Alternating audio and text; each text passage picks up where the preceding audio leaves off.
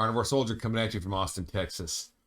Today, I'm going to do a quick video on my meatball recipe. These may not be world famous, but they're definitely famous in my household. My son and I both love them. They're easy to make. They store easily, and you just pop them in to the air fryer whenever you need a convenient snack or a meal, or even like a side. My son loves them as a side with his ribeye. Let's jump right in. Okay, so meatballs, real quick. Start off with a pound of beef. We add an egg. We add about a third of a cup of shredded cheese. I'm using cheddar that I shred myself. I prefer shredding my own cheese rather than using pre-shredded cheese because there's no seed oils in this, and some of the pre-shredded cheese you probably will find does have some kind of seed oils. Pork panko, another third of a cup of that, and then a third of a cup of bacon bits. I use a real bacon bits, and salt. Okay, now we're gonna add an egg to this, the binder. Get it really well mixed up in here so it's continuity is the same throughout. Get a good mix of the cheese, the bacon, the panko, the egg. And then we'll make our meatballs. Now, one of the things I like to do with the meatballs is I don't put these right in the cooker. I like to freeze them and then air fry them as I want. So the way you freeze meatballs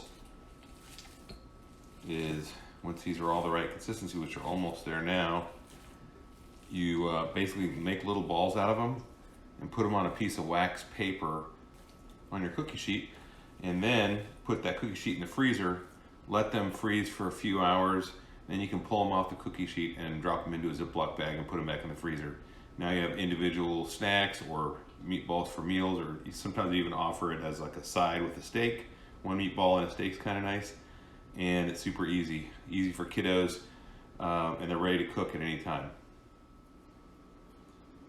So that we made our consistent meatball mix, I just use a scooper and I scoop out meatballs roughly the same size.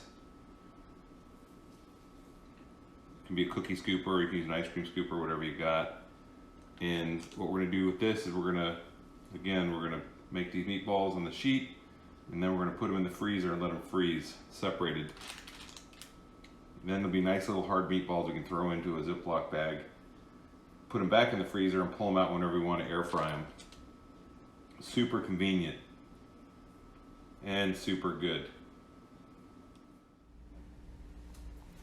All right, y'all, here's our final product.